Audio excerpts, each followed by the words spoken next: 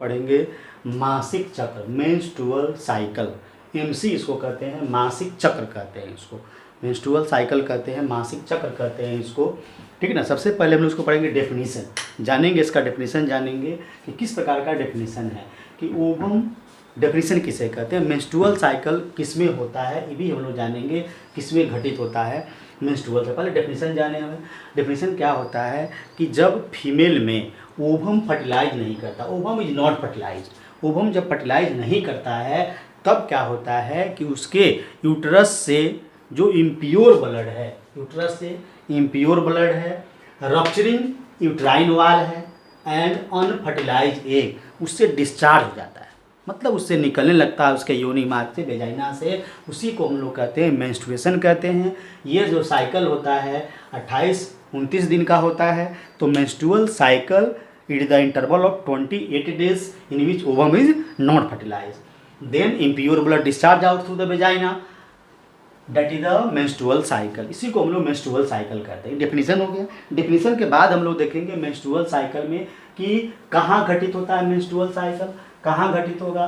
तो menstrual cycle जो घटित होता है वह नॉन प्राइमेट जंतु, प्राइमेट जंतु में होता है।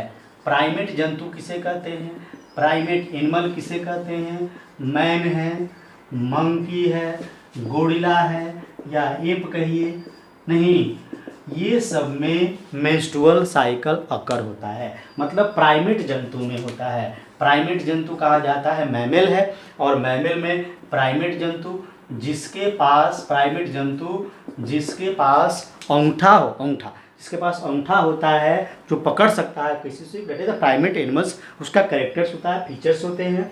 तो उस फीचर्स में आएंगे मैन और मंकी आएंगे, गोरिल्ला आएंगे, एप आएंगे, बनमानोस आएंगे। तो इस प्रकार का मेंस्ट्रुअल साइकिल घटित होता है प्राइमेट में। और जो गाय भैंसी में देखिएगा वह ओस्ट्रस साइकिल होता है, उसको हिट पीरियड कहते हैं, मध चक्र होता है।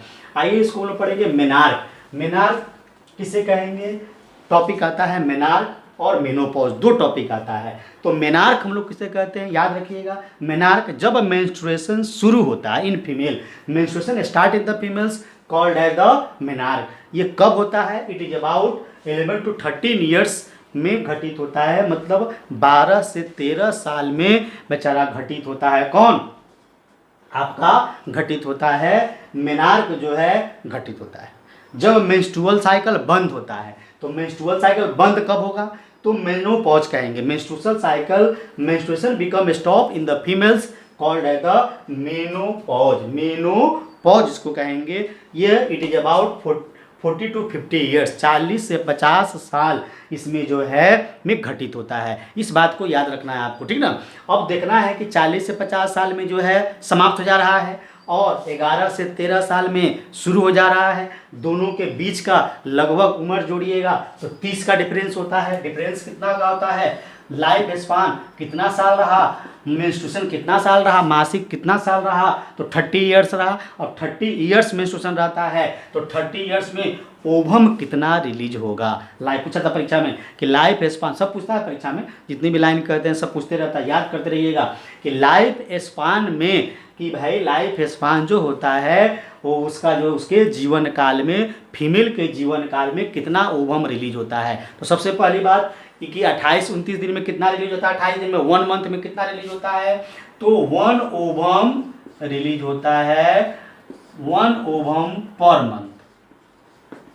तो पर ईयर कितना हो जाएगा, 28 दिन का है, 2 दिन घटेगा तभी भी बचता है। तो 12 महीना में, 12 मंथ में कितना हो जाएगा, तो 13 ओवा पर ईयर, 13 ओवा पर ईयर, मतलब 13 ओवा, मतलब 13 ओवा निकलेगा एक साल में। तो साल भर में कितना निकलेगा, तो साल भर का गुना कर देंगे, बोलते लाइफ स्पान में कितना निकलेगा उसके पूरे जीवन काल में, तो 30 साल में कितना लगेगा, तो 13 ओवा से गुना करेंगे तो कितना हो जाएगा, 390 ओवा जो है उसका जो है लाइफ टाइम में, एक लाइफ टाइम में बीतेगा। एक लाइफ टाइम में कितना ओवा आएगा, 390, मतलब लगभग 400 ओवा जो है प्रोड्यूस होगा उसके जीवन काल में, लाइफ स्पान में, उसके लाइफ टाइम में। किसके, फीमेल के। तो ये फीमेल में नेचुरल प्रोसेस है। फीमेल में क्यों होता है, तो ये नेचुरल प्रोसेस होता है फीमेल में, हम लोगों में नहीं होता है, मेल में नहीं होता है। ये सब जो गुण होता है, प्रॉपर्टी होता है, ये गॉड गिफ्टेड होता है, नेचुरल प्रोसेस है, सिर्फ फीमेल में ही होता है, यूट्रस उसमें ही होता है। और ओवम नहीं फर्टिलाइज होने पर यूट्रस के वाल से टूट कर जो यूट्राइन वाल होता है टूट कर गिरने लगता है, उसी को हम लोग कहते हैं मेंस्ट्रुएशन। आइए, यहाँ तक कोई दिक्कत नहीं हुआ। हम लोग पढ़ते हैं मेंस्ट्रुएशंस 3 फेज में अकर होता है। किताब में भी 4 फेज लिखा रहता है, 4 फेज लिखा रहता है किताब में, लेकिन हम लोग कह रहे हैं कि 3 फेज में, 3 फेज में ही बांट देते हैं। 4 फेज में बांट सकते हैं आप। ये खाली क्या है, प्रोलेट 4 फेज कब डाल देता है इसमें, पहला के जगह पर एक और कर देता है ओवुलेटरी फेज, ओवुलेटरी फेज कर देता है। हम 3 ही फेज में इसको बांट दिए हैं, देखिए यहाँ पर। तो पहला हो गया प्रोलिफरेटिव फेज, आवर्त अवस्था, आवर्त चक्रावस्था होता है इसका। सिक्रेटरी फेज, श्रवण अवस्था, सिक्रेटरी फेज। मेंस्ट्रुअल फेज, मासिक अवस्था। प्रोलिफरेटिव फेज 14 दिन का होता है। सिक्रेटरी फेज 10 दिन का होता है। जिसको नहीं पढ़ने आएगा इसलिए धीरे धीरे बोल रहे हैं, इसको आप बार बार रिपीट करके पढ़ सकते हैं, अपने याद कर सकते हैं। मेंस्ट्रुअल फेज, मासिक अवस्था 4 दिन का, टोटल 28 दिन का ये अवस्था होता है। पहला अवस्था में क्या होगा, इस पर हार्मोन इस पर डिपेंड करता है, हार्मोन पर डिपेंड करता है। ये हार्मोन पर डिपेंड करता है कि किस प्रकार की प्रक्रियाएं करती है। तो first hormone is the FSH, follicular stimulating hormone. First hormone का नाम क्या है, फॉलिक्यूलर स्टिमुलेटिंग हार्मोन। तो फॉलिक्यूलर स्टिमुलेटिंग हार्मोन्स जो होते हैं वह क्या काम करते हैं, पिट्यूटरी ग्लैंड से निकलते हैं and that help in the formation of follicular cells. पहला काम, 3 काम कर रहे हैं। पहला काम फॉलिक्यूलर सेल बना रहे हैं, ये क्या कर, दूसरा क्या काम कर रहे हैं कि FSH that stimulate the follicular cell, मतलब फॉलिक्यूलर सेल को उत्तेजित करते हैं। तो एस्ट्रोजेन हार्मोन स्रावित होते हैं। कौन हार्मोन स्रावित होते हैं जी, एस्ट्रोजेन हार्मोन स्रावित होते हैं। किससे, फॉलिक्यूलर सेल से, ओवरी के। तीसरा क्या काम करते हैं कि FSH जो है प्राइमरी फॉलिक्यूल को कन्वर्ट कर देता है ग्राफियन फॉलिक्यूल में। किसका काम है, तो ये काम किसका है, FSH का काम है। तो FSH एस्ट्रोजन हार्मोन स्रावित में मदद किया, प्राइमरी फॉलिक्यूल्स को ग्राफियन फॉलिक्यूल्स में कन्वर्ट कर दिया। तब आता है third hormone, second hormone. Oestrogen क्या काम करता है, तो एस्ट्रोजन क्या काम करता है, तो इंडोमेटेरियम वाल को डेवलप करता है। इंडोमेटेरियम वाल को, मतलब गर्भाशय की दीवार को वह डेवलप करता है। कौन, एस्ट्रोजन हार्मोन। और क्या करता है, FSH के हार्मोन के सिक्रीशन को रोक देता है और LH के सिक्रीशन को बढ़ा देता है। जब LH निकलने लगेगा, जब LH हार्मोन निकलने लगेगा तब क्या काम करेगा कि ग्राफियन फॉलिक्यूल से LH हार्मोन जब निकलेंगे तो ग्राफियन फॉलिक्यूल से ओवुलेशन होगा, मतलब ओवम जो है रिलीज होगा। ओवम जो है रिलीजिंग ऑफ ओवम होगा, मतलब ओवम क्या होगा, निकलने लगेगा, रिलीजिंग करने लगेगा ओवम, उसी को कहते हैं। वन ही ओवम निकलेगा, वन मेंस्ट्रुअल ओवम, एक मेंस्ट्रुअल साइकिल में एक ओवम निकलेगा। इसका मतलब क्या हुआ कि एक ही बच्चा उत्पन्न होगा। नहीं, अगर 2 निकलेगा तो 2 बच्चा उत्पन्न होगा, 3 निकलेगा तो 3 बच्चा उत्पन्न होगा। आप देखे होइएगा बड़े बड़े स्टार में जो है इस सब का जो है कहीं कहीं पर आप देखे होइएगा कि किस प्रकार से जो है ओवुलेशंस में होते हैं। तो उसी को ट्विन बच्चे कहते हैं, जुड़वा बच्चा, उसी को हम लोग जुड़वा बच्चा कहते हैं। कोई दिक्कत नहीं। यहाँ पर देखिए दूसरा अवस्था क्या है यहाँ पर कि जब LH हार्मोन जब ओवुलेशन कराएगा तो ग्राफियन फॉलिक्यूल्स को कन्वर्ट कर देगा कॉर्पस ल्यूटियम में। हम लोग पढ़े थे कहाँ पर, ओवरी में पढ़े थे, याद रखिएगा। आप उसकी वीडियो में देखिए क्लिप में कि LH हार्मोन कन्वर्ट कर देता है ग्राफियन फॉलिक्यूल को कॉर्पस लुटियम में और ओवम जो है वहाँ से निकलता है 15वां दिन पर। हम लोग फिगर बना के देख रहे हैं तो फिर से समझेंगे इसको। इस प्रकार की प्रक्रिया LH हार्मोन करती है। तब आता है, ये हो गया यहाँ पर निकल गया, उसी को ओवुलेटरी फेज कहते हैं। दूसरा अवस्था हम लोग बना उसी में पहले अवस्था में ही डाल दिए हैं। दूसरा अवस्था में क्या है कि सिक्रेटरी फेज में, सिक्रेटरी फेज 10 दिन का होता है। इसमें क्या करता है कि LH हार्मोन कॉर्पस ल्यूटियम को स्टिमुलेट करता है, उत्तेजित करता है, जिससे एक और हार्मोन निकलता है जिसका नाम है प्रोजेस्टेरोन। कौन निकलेगा, प्रोजेस्टेरोन। कब निकलेगा? जब एलएच कॉर्पस ल्यूटियम को स्टिमुलेट करता है तो प्रोजेस्टेरोन निकलता है। अब प्रोजेस्टेरोन निकलेगा, क्या करेगा प्रोजेस्टेरोन? फंक्शन क्या है? तो इंडोमेटेरियम जो वाल है, गर्भाशय का जो दीवार है, उस गर्भाशय के दीवार को उत्तेजित करेगा, जिससे यूट्राइन मिल्क स्रावित होगा। गर्भाशय के दीवार से कौन स्रावित होगा? तो यूट्राइन मिल्क स्रावित होता है। किसके लिए भाई? तो ओवम जो फर्टिलाइज ओवम है उसके डेवलप के लिए, एम्ब्रायो के फिटस के डेवलप के लिए, जैसे ही उसका फर्टिलाइज ओवम 7 दिन में पहुंचता है, 7 दिन में पहुंचता है कौन? फर्टिलाइज ओवम कब पहुंचता है? गर्भाशय में, वहीं पर चिपक जाता है, मोरला ब्लास्टुला स्टेज में चिपक जाता है, तो वहां से उसको यूट्राइन मिल्क प्राप्त होता है इंडोमेटेरियम वाल से।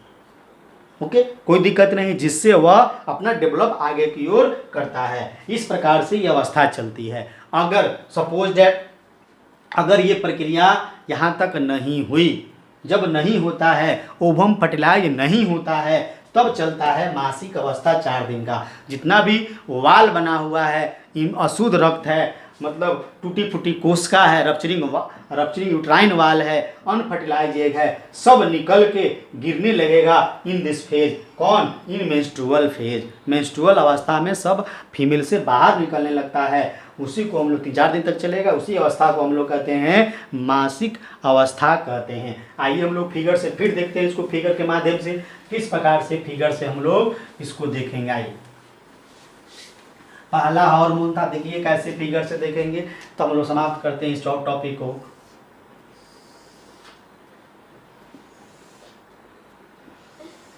दस दिन का दिखा देते हैं। ये 14 डेज का हो गया प्रोलिफरेटिव फेज। दूसरा अवस्था हो गया 10 डेज का सिक्रेटरी फेज। और तीसरा अवस्था हो गया 4 दिन का 4 डेज का मेंस्ट्रुअल फेज। तो पहला एफएसएस क्या करेगा? एस्ट्रोजन हार्मोन स्रावित करने में मदद करेगा एंड प्राइमरी फॉलिक्यूल को ग्राफियन फॉलिक्यूल में करेगा। तो एस्ट्रोजन क्या करेगा जी? इंडोमेटेरियम वाल डेवलप करेगा। किस पर? गर्भाशय के दीवार पर इंडोमेटेरियम वाल डेवलप होता है। जब इंडोमेटेरियम वाल डेवलप होगा, देखिएगा, जब इंडोमेटेरियम वाल डेवलपमेंट ऑफ